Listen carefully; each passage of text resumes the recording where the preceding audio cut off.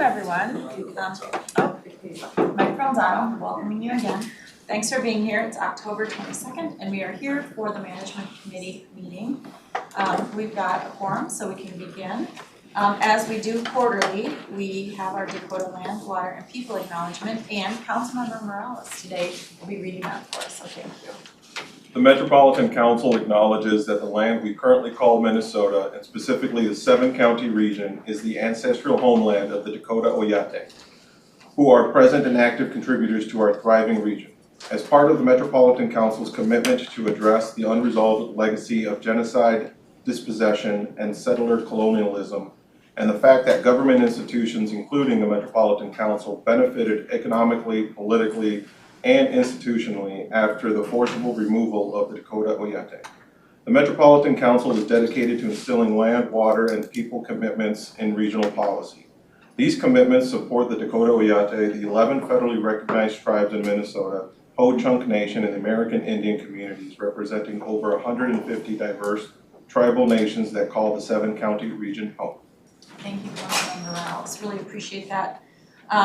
With that, we're going to move through our agenda today. And regarding the approval of the agenda, you may have noticed a slight change in the agenda order. Previously, business item for 2025-263, same week was item number 6, but we needed to reorder that so that it would be logically heard before the procurement policy item. So we moved that up to item number 3, which is now 2025-253. I hope I said that same. We're flipping those two. Everybody cool with that? All right, great. We can keep going then. So are there any other changes or additions to the agenda edits? All right, seeing none, we're going to move forward. That is approved. And then we have before us the approval of our September 10th, 2025 draft special management committee meeting minutes. Everyone's had a chance to read those in advance. Are there any changes, edits? Seeing none, then I'd entertain a motion to approve those draft minutes from September 10th. So moved. Moved by Lilligren. Is there a second? Second. Seconded by Osmond. Is there any further discussion? Seeing none, all those in favor say aye. Aye. And those opposed, no. And that passes unanimously. We'll now move on to our non-consent business items from reports of standing committees. Our first item is 2025-126. It's a same week item. It's the labor agreement with the International Union of Painters and Allied Trades. It's District Council 82, AFL-CIO. And we have Alexis Baker with us, our Labor Relations Program Manager, to give us the report. Yeah, good afternoon. Welcome. Yeah, thank you, Madam Chair. Good afternoon, committee members. I'm Alexis Baker. I'm a Labor Relations Program Manager in Human Resources. I'm here to present on the agreement reached with our painters group. So again, the painters contract expired on April 30th, 2025. The painters represent 5 employees who perform painting work in our environmental services group. We reached a tentative agreement on September 24th, 2025 with the group, and the painters union ratified the agreement a week later on October 2nd, 2025. Highlights of the agreement include what our parameters included, including a 3-year contract effective May 1, 2025 through April 30th, 2028. A compensation package that includes a $2.75 general wage increase in year 1, $2.50 increase in year 2, and a $2.25 general increase in year 3, matching the industry standard. And we were also able to reach agreement that includes language ensuring the parties' mutual understanding of the upcoming Minnesota paid family leave law. The package, including the wages and benefits negotiated in the agreement, are consistent with the agreements in place with the other labor unions at the council. The cost of this agreement was reviewed by finance and was negotiated within the economic parameters established by the council in this committee. And finally, I guess that concludes. Sorry, I'm getting ahead of myself.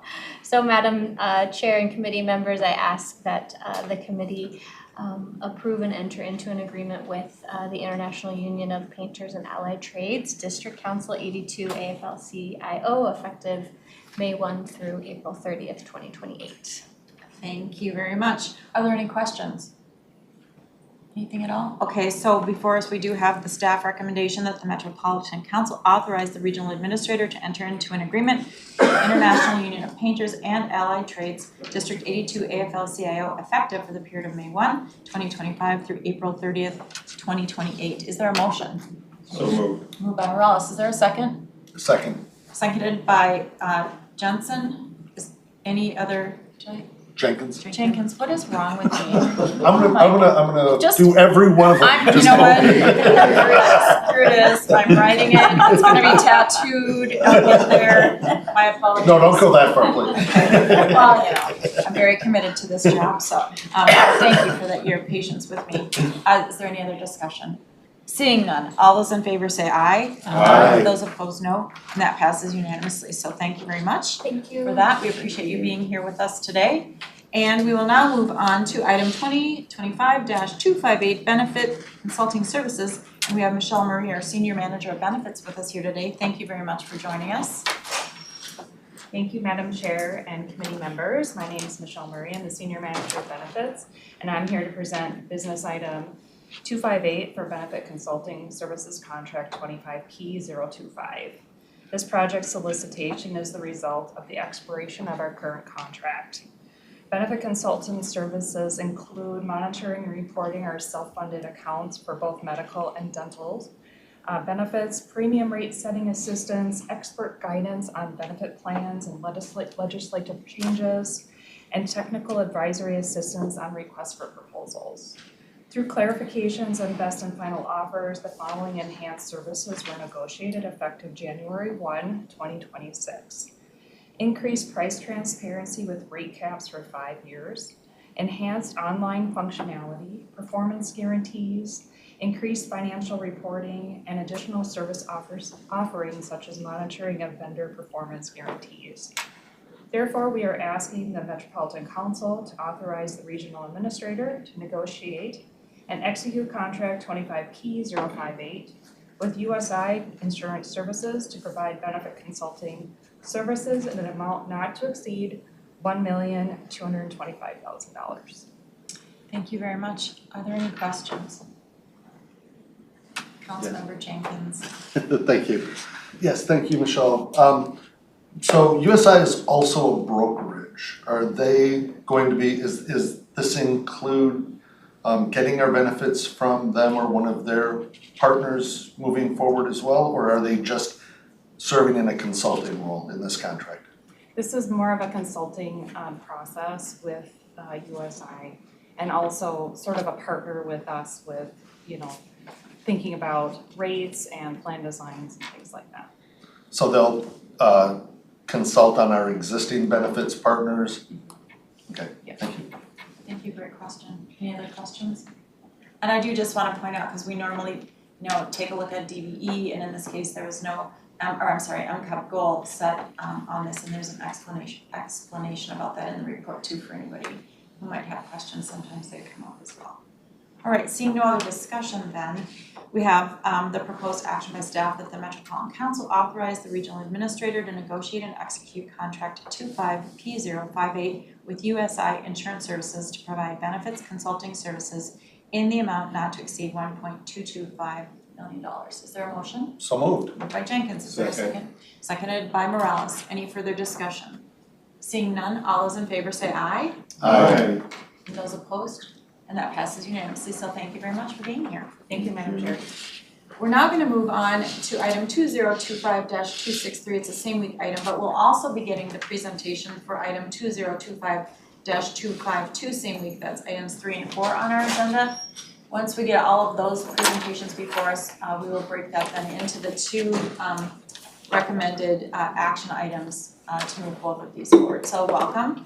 We've got a whole bunch of people with us here. Jody Jacoby, our Chief Procurement Officer, Ned Smith, Chief Financial Officer, and Ashante Payne, our Assistant Director of Equity and Equal Opportunity. Thank you to all of you for being here, and I'll turn it over to you.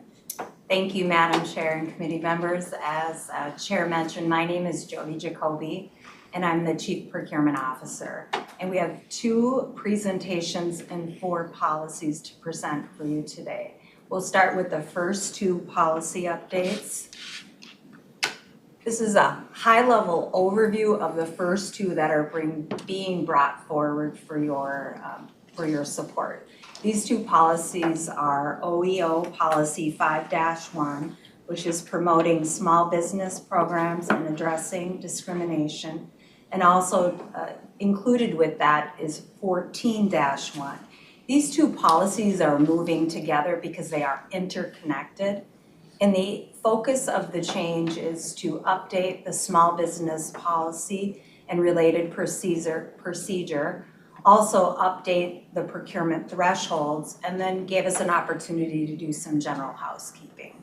Some of the drivers that you see on the slide before you is we are implementing some of the legislative updates that were a result of the last session that allow the council to implement some of the procurement tools to be in parity with the state of Minnesota, and then also clarifying the legal authority behind small business programs.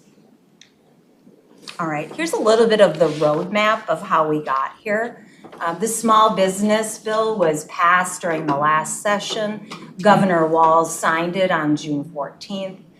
We have had a number of conversation and internal consultations with various partners, many of them here today.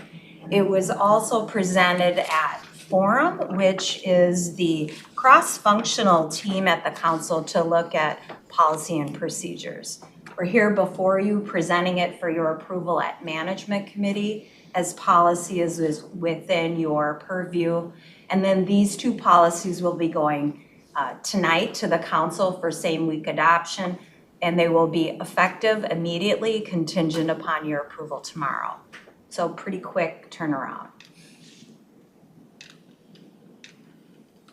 All right, first I want to focus on some of the changes that you'll see before you for our small business program. And I am going to turn this over to Ashanti. Thank you, Jody.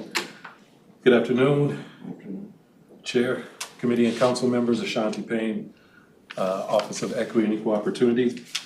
Just to provide a little bit of background on our small business program, the Metropolitan Council Underutilized Business Program that the Office of Equity and Equal Opportunity administers on locally funded procurements and contracts.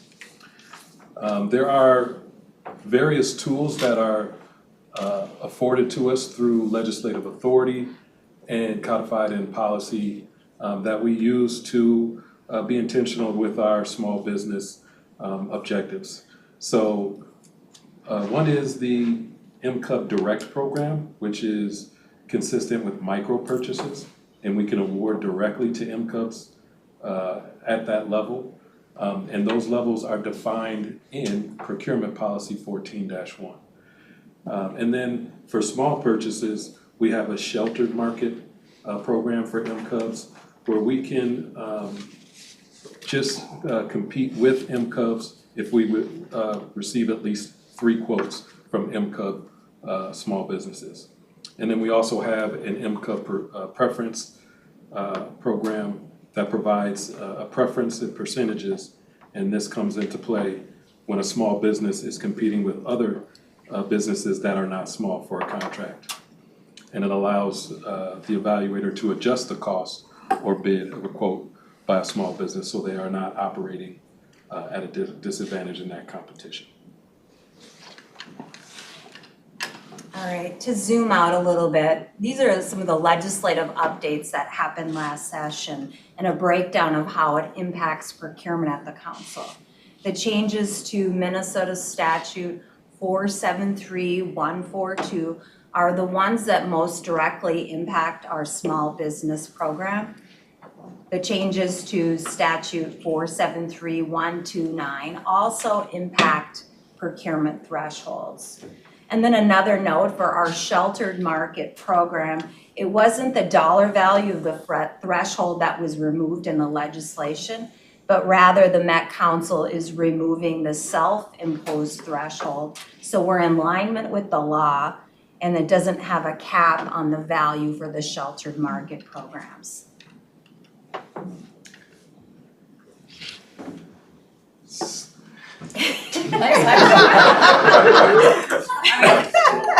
You know, know things are going well when your headshots are. Celebrity pause. Yeah. Wow, I got to collect myself here.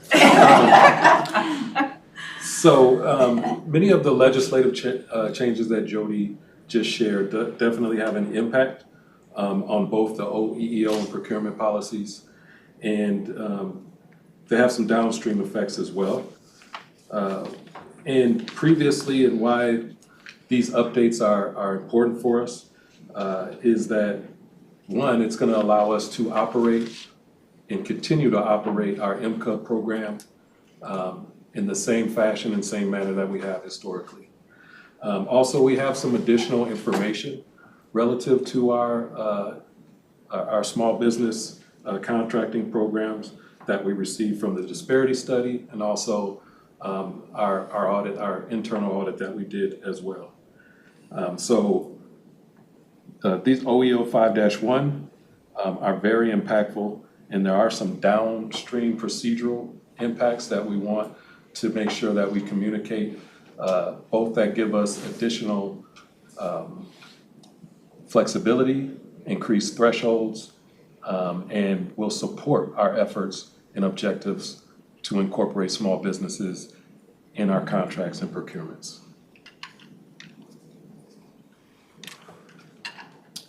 All right, transitioning to the background of the actual procurement related threshold change. As Ashanti mentioned, a micro purchase, as you're likely aware, is the ability to have one quote from a vendor and be able to proceed. Now, that still means that quote is responsive to what we need, and we're working with responsible vendors. But it's an opportunity to move forward quicker. A small purchase is when we're obtaining an adequate number of bids or quotes from qualified sources. These procurement thresholds are interlinked. While the small business threshold and other procurement thresholds and signature authority are all different, they work together and intersect with the procurement process. And so they're being brought forward together so we can make sure that we're in alignment and continue to operate business with consistency and efficiency. A little bit more on the interlinking of them.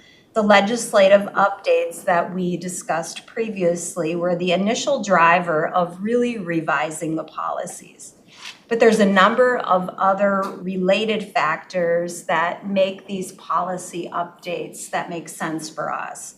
We want to make sure that our thresholds are in alignment with other state of Minnesota agencies. And we've been really feeling at work with our book of business, likely as you have at home, with the impact of inflation and our buying power.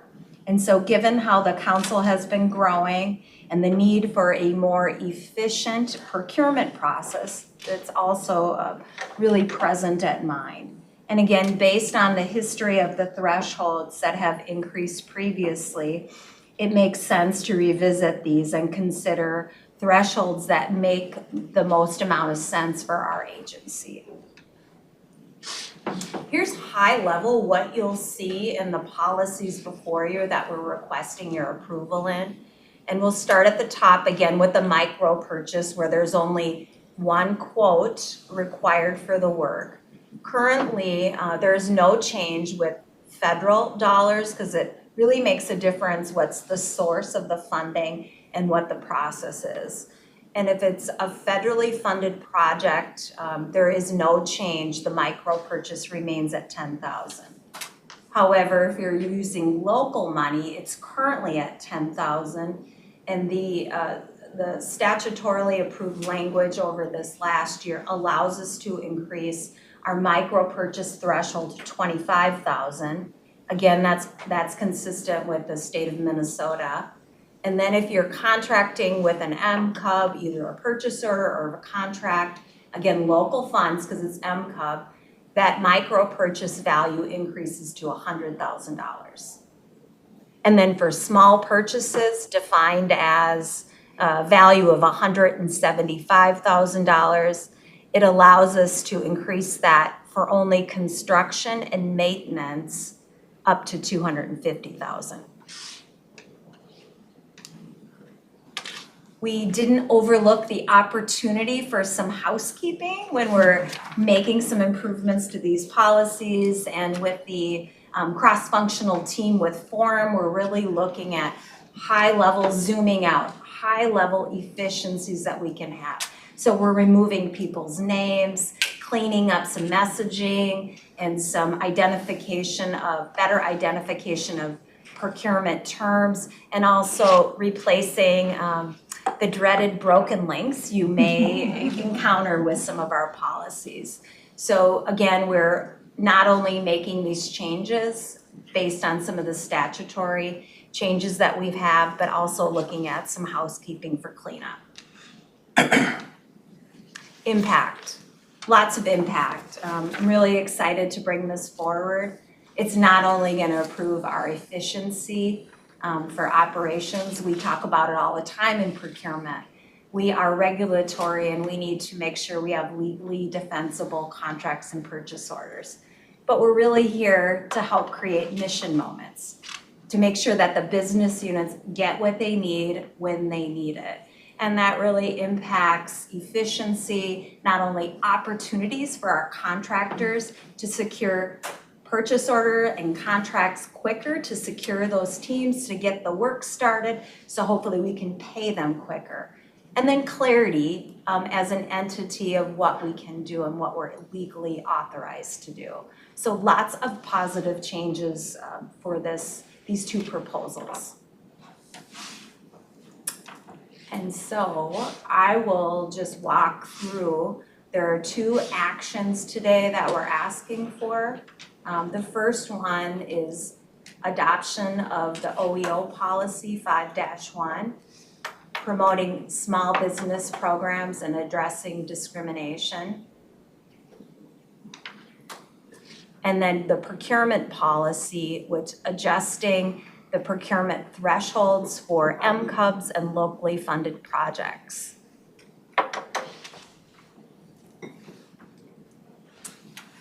And we are happy to answer any questions that you may have. Thank you very much, Councilmember Lilligren. Yeah, thank you, Madam Chair. Jody, Shanti, thanks for this great work, super supportive, it's very exciting.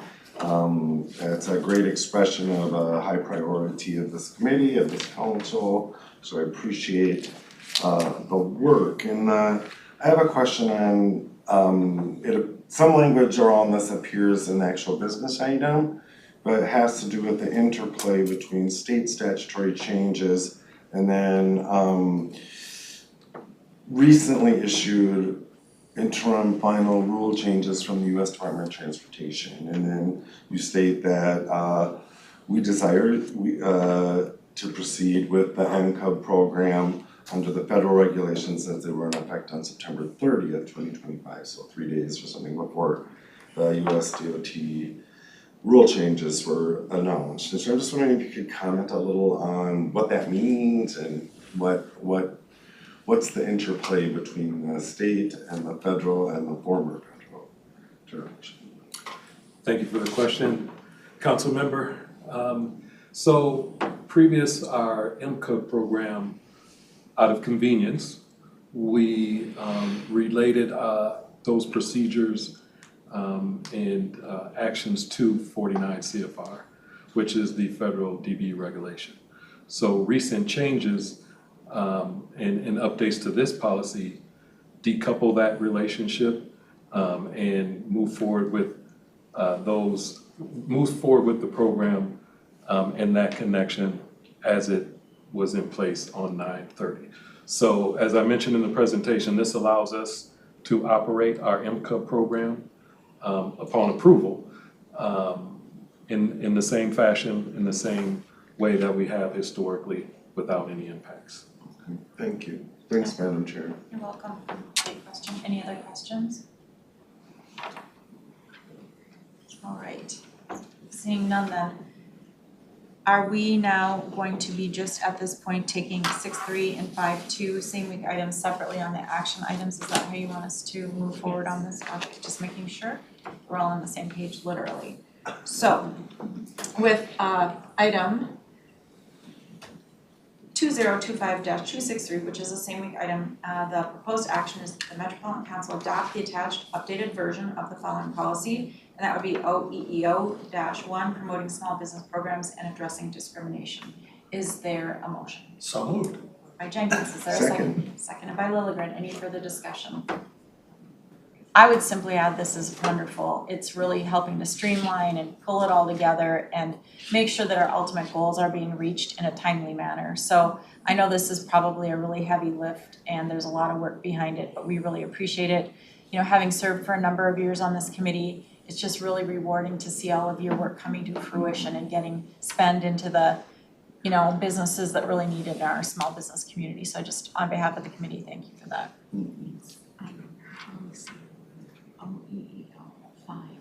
What did I say?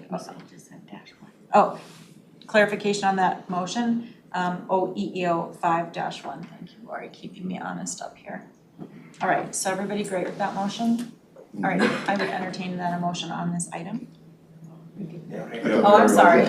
My God, what is wrong with me? I'll move that again. Okay, sorry, I gotta keep my notes going. Thank you very much. All right, no other discussion? Seeing none, all those in favor say aye. Aye. Those opposed, no. And that passes unanimously, so thank you very much. And then the second part of this is that we've got 2025-252, again, same week, and that is that the Metropolitan Council adopt the attached version of the following policy, as we've heard today, and that is FM 14-1. It's the procurement policy, and it changes FM 14-1 procurement policy driven by recent legislative updates that is that the full action on this? Okay.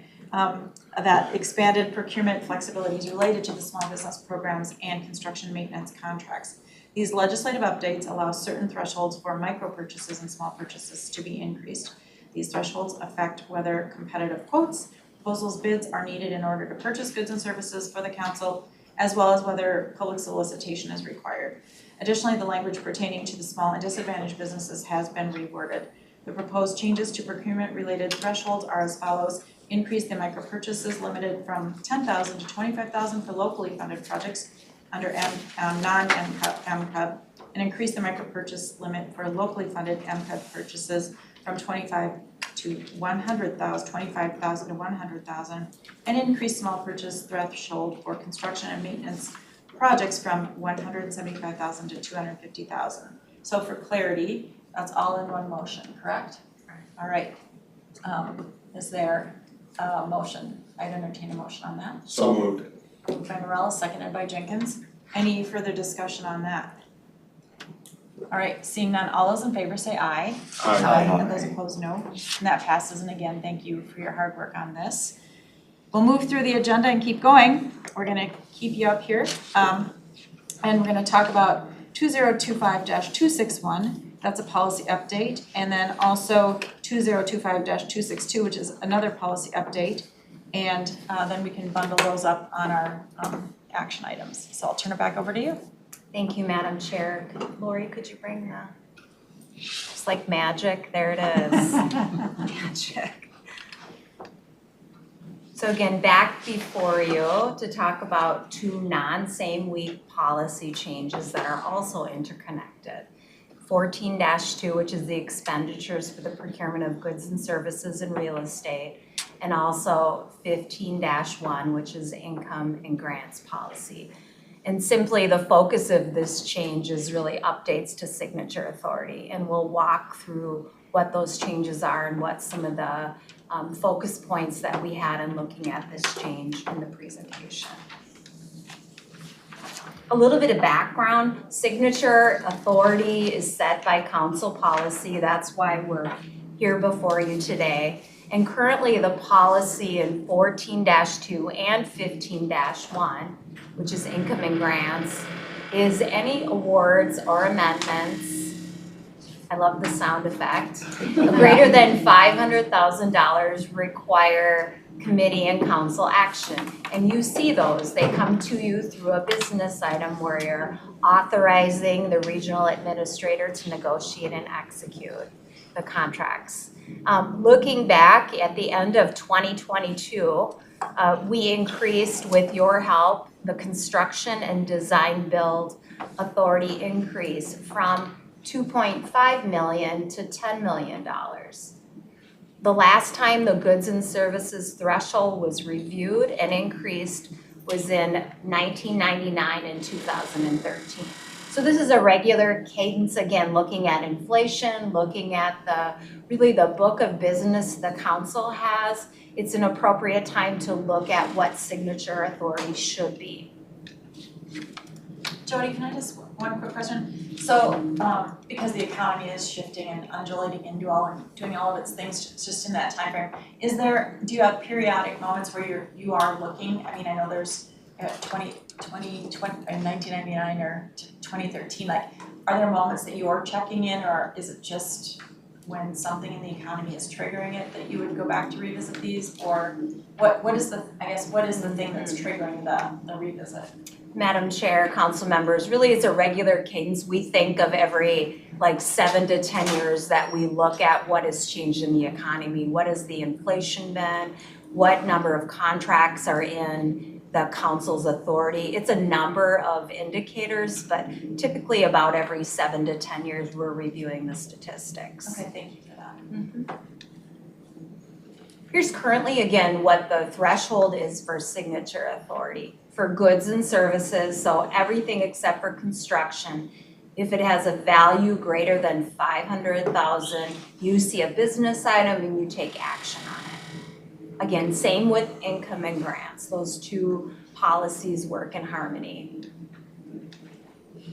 This is a little bit of a deeper dive, a zoom in, if you will, and that pie chart is kind of small, so I'll do my best to share with you the information on it and some of the analysis, the back of the napkin paperwork that we've done to look at this.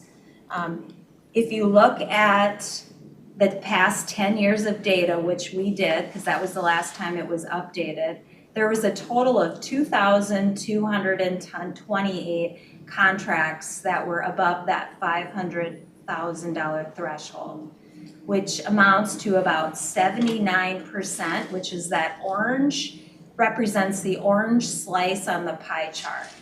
And this slice of the chart is the group that the council did not take action on and won't continue to, just for a matter of a perspective of what is the whole. There's the same process, there's the same responsible contractors and the same internal control. This is really just about signature authority and what you see. Now in shifting to the green slice, there were 291 contracts that were greater than the $2 million threshold, again representing 10.3%. And this is the group of contracts the council has always seen, again through a business item, and will continue to review and approve under this proposed threshold. The other slice is 300 contracts. It's the blue slice representing 10.6% of the contracts between the current threshold and the proposed threshold. This is really the slice of the pie that would be impacted. And this amounts to a reduction of about 50% of the contracts that will come before the council, but only about 10% of the contract actions as a whole. So it's really a significant but not a high level number. And again, it's just giving you a perspective of the whole and the slice that if this is approved, that you wouldn't be taking that individual action on. This is really some of the data that we're looking at to make better decisions and really be able to be that trusted strategic partner to help the business units with their mission moments. We know in the 10 years, we have a lot of data because we look at a procurement action lead time, and we can measure different milestones as they progress through their procurement timeline. And it takes, on average, 89 days for contracts between $500,000 and $2 million to work its way through the Committee of Origin to Council action. So that's a pretty significant number. And again, we believe There's a lot of efficiencies with helping not only our business units get contracts they need to perform the essential services to support the business unit in the region, but also on the other hand for our contractors, because it's taking so long, we're seeing teams switch out, we're seeing some costs increase with some of the unanticipated costs that are coming into the economy, some of them via tariffs, some of them being different prices that they're proposing. And so this 89 days was definitely something that we wanted to look at and be able to reduce. Again, lots of positive changes that are brought forward with why we look at this. We want to have a process that's not only efficient, but it's agile, that we're able to move forward quicker. And really it's about what the signature authority we're comfortable with.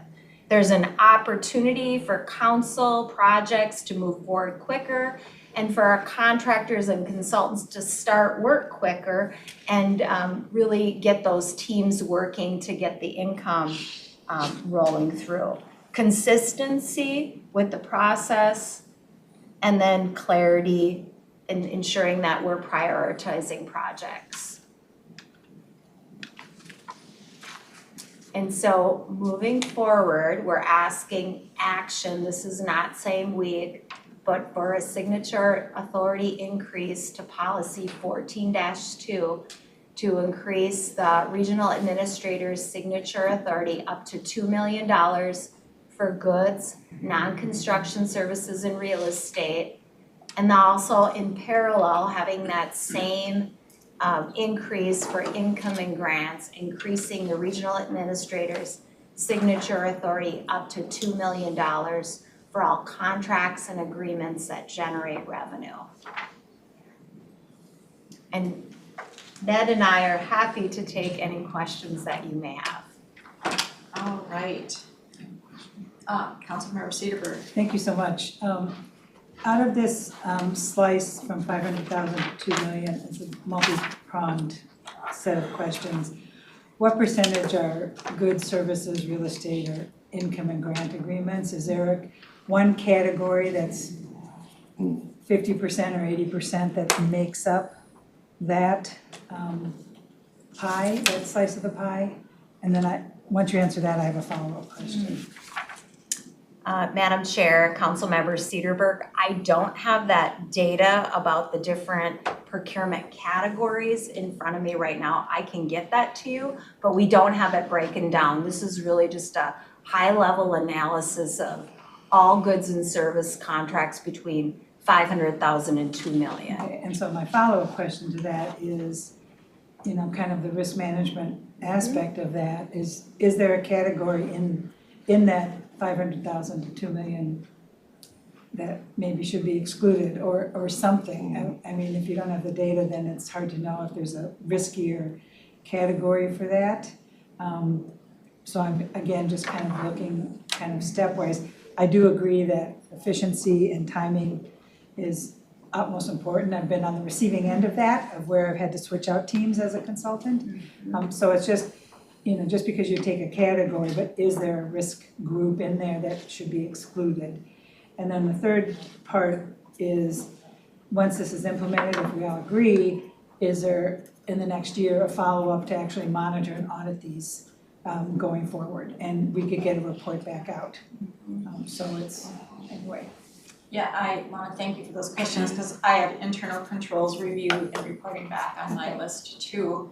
And especially kind of in the time that we're in with, a lot of fraud and things like that taking place. And we have great systems here, but I think it would be good for maybe just another point in time to, give us some of those reports back after we've implemented this to see how it's going. And then to go maybe a little bit deeper with this committee on what the internal controls are, what the review, as going through the process, but then post executing the contracts and things like that. Does that help? And then if a change has to be made because of one category really does need those 89 days, it could be that there are questions that aren't answered or people are pushed to make a decision because they can, is it, anyway. Madam Chair, Councilmember Cedarberg, I will try to address each of those questions. Again, I don't have data with me today. I can get it for you with the different categories and the number of procurements and that timeline. We can slice that down. Risk is something, there's 7 types of procurement risk. We look at them with each and every project, and that's where we set a procurement action plan. So really what's coming before you is based on the dollar value, and it isn't deemed as a higher risk or a lower risk per se. It's just about signature authority and the value that's within your authority to approve. Your additional question on reports, I think that's great, and I've been talking to many executives. We do present a procurement quarterly report, and we're looking at refreshing that report so it really addresses the questions that you have.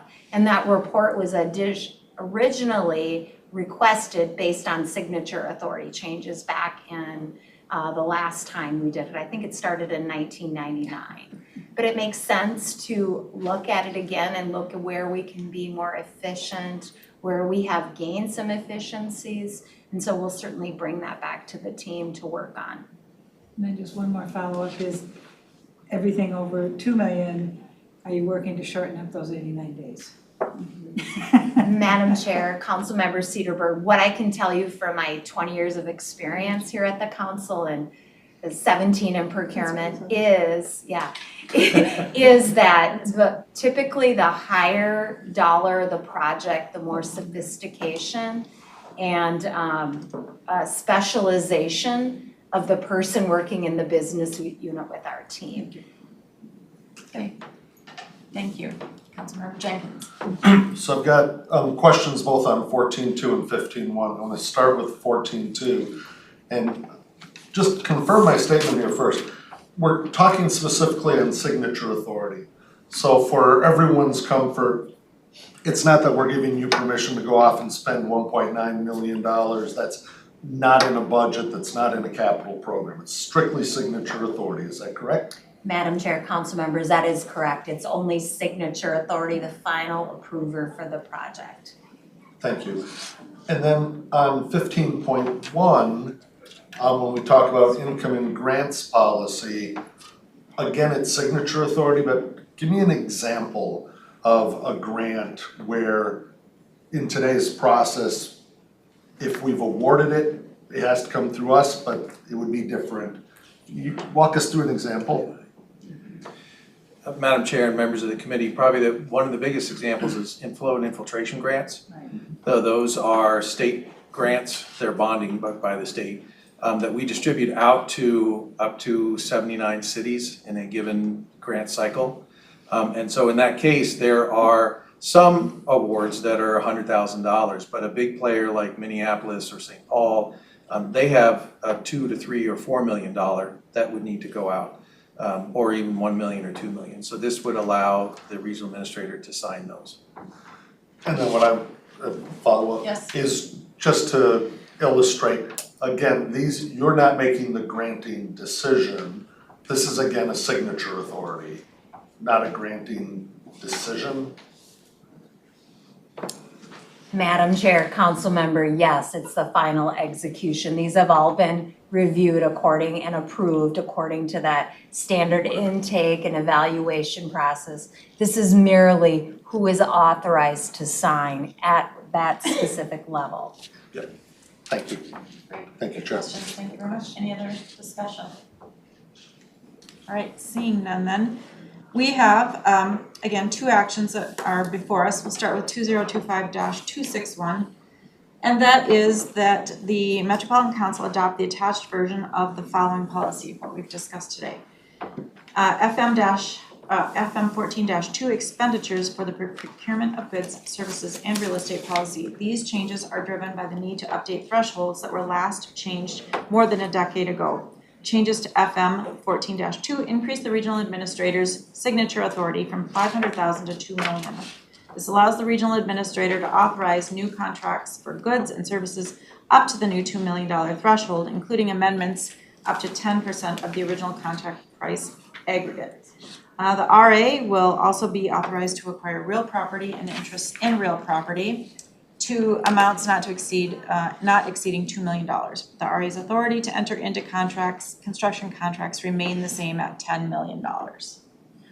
Is there a motion to entertain a motion to approve? So moved. Moved by Morales, seconded by Cedarburg. Any further discussion on that? Just again, thank you for bringing this forward, leaps and bounds we're making here, one motion at a time. Okay, all those in favor say aye. Aye. Those opposed, no, and that passes unanimously. Now moving on to the second part of this presentation, and that is 2025-262, that the Metropolitan Council adopt and attach the attached version of the following policy. It's FM 15-1, income grants policy. This policy change brings the regional administrator's authority to enter into income contracts grant agreements from $500,000 to, what is? $2 million. That was missing from the, sorry, just wanted to double check. I need to maybe just read, no worries, we're even now. That's it. I mean, thank God we got each other.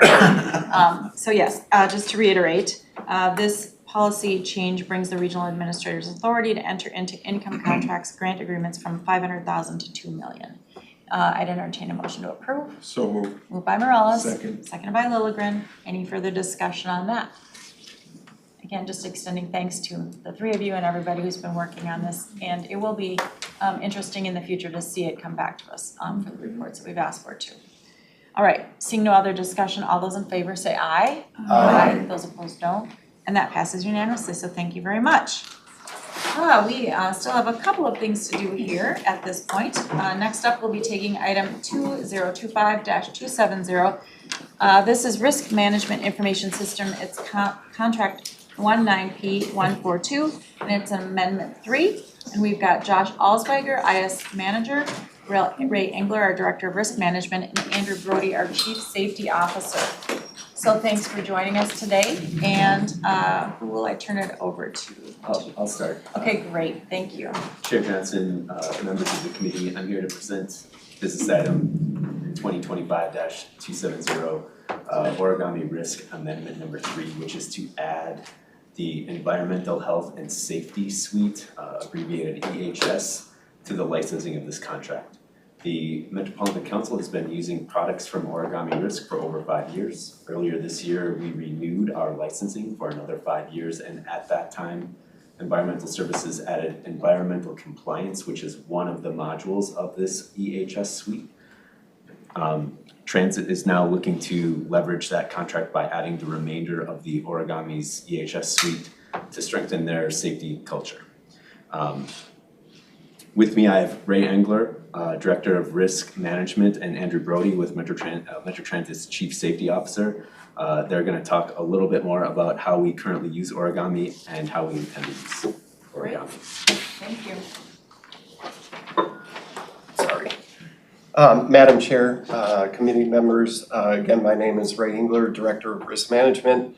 I'm really want to talk to you a little bit about how we use Origami today in the risk management environment with regional administration, and then really talk in support of this business item as its approach as an enterprise solution across the Metropolitan Council. So today we use it really as was stated, as a risk management information system. It really is utilized to support the claims administration within our self-insured programs, as well as some of the insurance components and total cost of risk management. The future and really the support of this initiative with Andrew and Metro Transit Safety is to allow the ability to create a data-rich environment that really supports the objectives that are shared amongst risk management and Metro Transit Safety and ES as well. But they're really the objectives of the Metropolitan Council, and the ability to utilize that information and really leverage that to enhance and create opportunities to achieve those objectives is a really exciting opportunity. Thank you. Madam Chair, committee members, Andrew Brody, Chief Safety Officer for Metro Transit. I couldn't put it better myself. We really look forward to this opportunity. I do want to introduce, with your permission, Kara Elanders in the crowd here. She actually has done a lot of work on this and done a lot of demos and research to really help build what I envision as a positive safety culture within Metro Transit and really modernizing safety within Metro Transit and bringing it to a really, like Ray said, a data-rich environment and being more proactive rather than reactive. And Kara just started actually in January, and this is one of the initiatives for this year is really to establish this so we can hit 2026 running. And it really shines light on how Metro Transit, Environmental Services, Risk Department, and then even Occ Health are coming together and really having that cross-divisional collaboration and being in the same system. I'm excited to move forward and being in this data-rich environment and being more proactive and looking forward to again, ensuring that we're looking at where our next possible incident will happen instead of reacting to those incidents and trying to prevent them. So thank you for your time. Great. Are there any questions? Councilmember Cedarburg. So this is fantastic that you're doing this, and I'm saying that as having held the position of an AHS director integrating things for 10,000 employees over the course of 10 years. So this is really important to have and to build the safety culture. And that train, so to speak, doesn't turn on a dime. So it's really building that culture with having this data that's accessible to all managers, all employees, and just making it really positive. The question I have on the software, and I think things have come a long way in the last 10 years since I've touched a piece of software, is how much personalization is going to have to be done, because that's where a lot of times the money can just go out the window. Sure, so there is a, great question. Chair Johnson, members of the committee.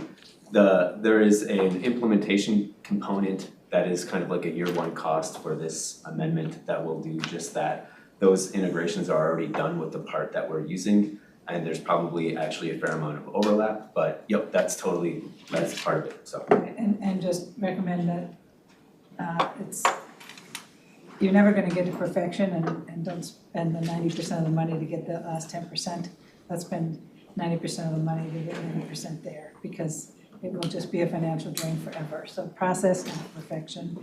Perfection will come as you build and as you educate everybody. So this is an amazing, exciting time to get this done. Great, thank you for those. And I know you've raised that in past items on, and so we do appreciate your expertise on that. Thank you.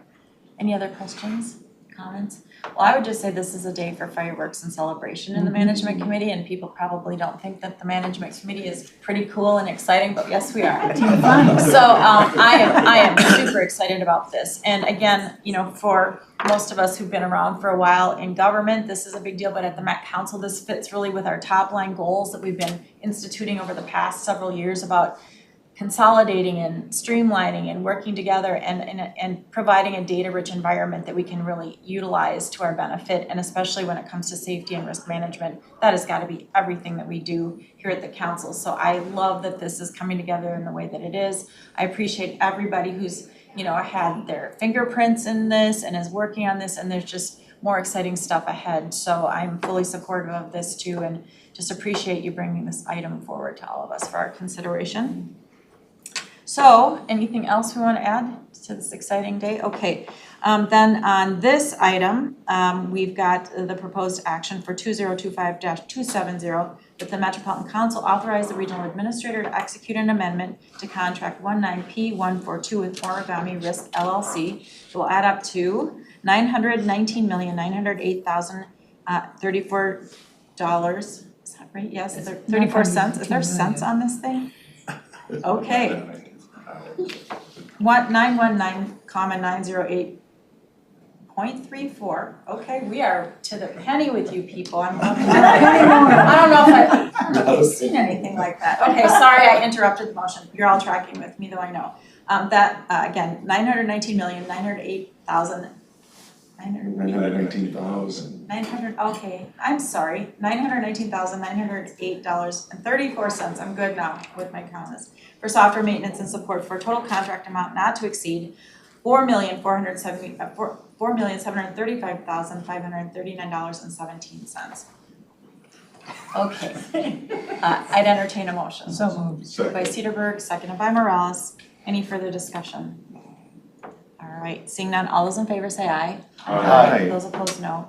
And that passes unanimously, so congratulations, great work. Thank you. And we've got one more item to come before us today. It's item 8 on our agenda. It's 2025-272. And this is also exciting. It's the Securian Office Lease Contract 25M098. We've got Kelly Jameson, our Real Estate Director, and Ben Bernges from our Real Estate Leasing Specialist. So thank you for being with us today. Yeah, thank you. Again, I'm Kelly Jameson, Director of Real Estate. Have with me Madam Chair, Council members, my name is Ben Brenges. I'm a real estate leasing specialist here at the council. Thank you for being here. Yeah, and so we're happy to bring before you today a lease for office space at Securian Financial Group, located right across the street from us here at 400 Robert Street. We pulled together a little bit of background information. So Robert Street facility is our hub for shared services. It's home to all of the regional administration departments in addition to community development, MTS, Metropolitan Transportation Services, along with several employees from environmental services. Public committee meetings like this one and other committee meetings happen at Robert Street for council-wide purposes. And as divisions across council have grown over the last 20 years, so has the employee count for shared services. You can see kind of in putting together the history here, the council moved into this building in 2006 when there were 360 employees and 400 workstations. In 2015, the council had grown to 500 employees, and we brought forward a business item to lease space from Madison Equities at Jackson Street, 375 Jackson Street. That added an additional 120 workstations, and originally the IS department from regional administration moved over to Jackson. Through and post-COVID, the council has adopted a hybrid work model, so we were able to accommodate employee growth while not increasing office space. And actually during the Haywood remodel, Metro Transit moved some employees over to Jackson Street, and we were able to accommodate IS employees in this building for the last year to make use of all of the office space. The lease at Jackson Street expires in February of 2026, and we went forward to look at what should our next office lease look like. Ben is going to tell you a little bit about that market survey. We are currently at around 750 employees over the Robert Street campus. Robert Street has 480 workstations, so we've added more workstations here. And the Securian lease that we'll talk about gives us an additional 220. Thank you, Kelly. Yes, so I ended up doing a market survey for locations that we could potentially lease for additional office spaces. In the market survey, we found 5 locations in a 2-block radius. Reasoning for the radius of only 2 blocks was to keep people close so that we can keep our collaboration between our divisions easier for our employees here. A couple of the requirements that we look at is the rent, term, what build out and amenities might cost. So out of the 5, the base rent per square foot was between $11 and $14, and Securian actually it was less than those dollar amounts there. The other thing would be the term. We were looking at 10-year term, which we actually are going to do an 11-year term on this with a 1-year free rent on the lease as well. And then lastly would be build out and the amenities. With Securian, the build out is going to be minimal. That is due to them having demountable walls, which makes it easy to move and configure into different office spaces as we see fit. And then the amenities packages that we looked at too were a lot higher and better quality than the other locations we were looking at. Thank you, Ben. So kind of in closing, the Securian lease was the most advantageous to council, not only for being the lowest cost on a rentable per square foot, but also lowest cost per workstation. Securian is leaving the furniture behind for us to use, which our facilities team estimated is a savings of $1 million and versus having to go and get new furniture or try to move furniture. And so with that, we would like to recommend that the Metropolitan Council authorize regional administrator to negotiate and execute contract 25M098 with Securian Financial Group for an 11-year lease, which includes base rent, common area maintenance expense, furniture, tenant improvement allowance in the amount not to exceed $9.2 million. Great. Are there any questions? Councilmember Jenkins? So I've got two, thank you, Chair. First one is, what departments are we looking at moving over to that property? Yeah, thank you, Chair and council members. We are moving the IS department over, and so they moved from Jackson, they moved back to Robert. But they're excited, I think, about the amenities at Securian, and they are a large group as far as a regional administration group. We do have space to accommodate another, a group that goes over there. I would say approximately the size of 50 to 100 more employees could move over there, and we're still working out that detail. Good question. And then the follow-up is, we have other employees also downtown in that 2-block area. Has there been any consideration about the teams over in, I apologize, I'll date myself, I still call it the Metro Square complex, but across the street from the 400 building or any other, that's the one I know of, but are we looking at those relocating as well? Excellent question, Chair and committee members. We have taken an enterprise look at our real estate, and so we're looking at Securian and Robert Street campus for that, intent and purposes being space for anyone across council. The Metro Square space is specifically currently for the purple and gold line. Gold line will be shifting away from needing a project office. Purple line is being reimagined into a new color, and Ramsey County will take the lead and likely have the lease for that space because it's a partner project with Ramsey County. And so at this time, the Ramsey County Purple Line project would stay at Metro Square. There will be space though, both at Robert Street and potentially at Securian for Metro Transit, other business units, council members for that matter, who are at Robert Street and need a place to dock or office to have that space. And I know just in talking to Metro Transit, they're making similar adjustments in their Haywood remodel so that there's space for divisions to collaborate wherever they might be officing for that day. Thank you. Great, yes. Any other questions? Osman and then Morales. Yeah, well, thank you. I just wanna know the 220 workstations, is it maximum capacity or there is option to expand in the future? Yeah, great question, Chair and committee members. We counted there are physically 200 workstations that are being left behind by Securian Financial. I would say that is a tight footprint for the floor space. So in 33,000 square feet, 220 workstations is more dense than I'd say we are at Robert Street.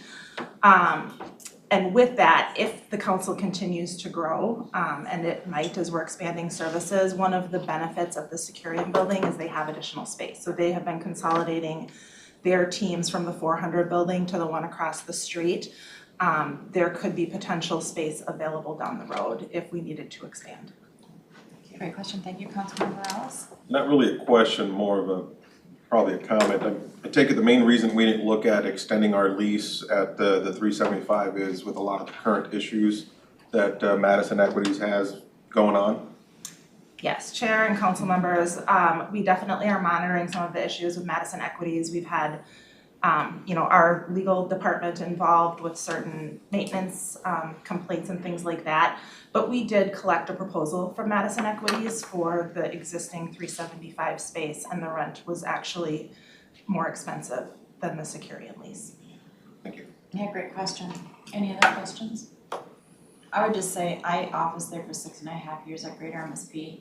And when they did the remodel, it was fantastic. I'm sorry, yes, yeah. And then I would just run over here to my meetings when I was first appointed. And so there will be people that can be badged in to do touchdown space that might not be permanently office there. And that's one question.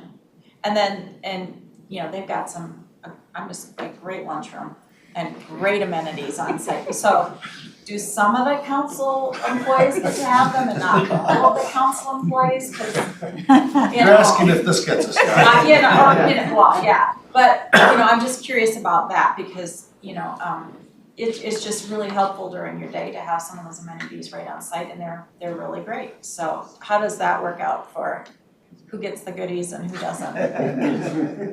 Thank you for your question, Chair, and committee members. So we are asking the regional administrator to be able to negotiate with the company, so with Securian Financial is not set in stone yet, but the intent is that the amenities will be for the tenant that is in the building, so it would be for IS and the other division that is there. Although there will be meeting spaces. We're also looking, they have a vacated dentist space on the second floor that we're looking at repurposing into the health clinic, and that would have some available touchdown office and conference room space available for Met Council too. And so the amenity space will not be open and available to every Metropolitan Council employee, but there is some room, to be able to accommodate some of that. And I don't know, people are going back and forth for meetings. Once you're badged in, you get to at least use some of the amenities. So, and I think that, just understanding the market in St. Paul right now, you negotiated a really good deal for that space, and so I'm very supportive. The other thing I was just curious about is the other Securian building. They've got parking there, and I think a few years ago, parking was negotiated at another ramp. Are there options, and has something been negotiated for the parking that's connected to Securian then for people, or how is parking, I just wanna know is we're moving people around, sometimes if they're not on transit, God forbid, but is parking availability made available, I guess, for people that are shuffling around downtown? Yes, Madam Chair, committee members, and I just want to point out, this picture was taken from the lunchroom at the Securian, so you can see. There's a fireplace in there, and people making food right outside. There is parking allotted with the lease, and I think with 30,000 square feet, we could get up to 30 parking spaces. We certainly don't need that many, but we have some parking that we're using at the Jackson Street ramp, and we plan to not continue any parking there. Yeah. Some of that is the employee pooled vehicles, and there's EV chargers along with that. So some of that might look to move to the lower level here at Robert Street, but we will have some employee parking over at the Securian ramp available too. I just wondered if there'd be some kind of consolidation and moving Yes. around, so that's great. Okay. Yes. All right, are there any other questions on this? All right, then the proposed action is that the Metropolitan Council authorize the regional administrator to negotiate and execute contract 25M098 with Securian Financial Group for an 11-year lease, which includes base rent, common area maintenance expenses, furniture, and tenant improvement allowance in the amount not to exceed $9,200,000. Is there a motion? So, Moved by Osman, seconded by Morales. Any further discussion? I'll just say well done, great job. Happy employees, happy everything. All right, all those in favor say aye. Aye. Those opposed, no. That passes. I'm abstaining. Okay, one abstention for Jenkins. So that is got that, perfect. Okay, and that passes, so thank you very much. Appreciate your hard work on that, and I don't know if we get a ribbon cutting over there or something. All right, and I don't see anything else that needs to come before this committee today, so with that, meeting is adjourned. Thanks, everyone.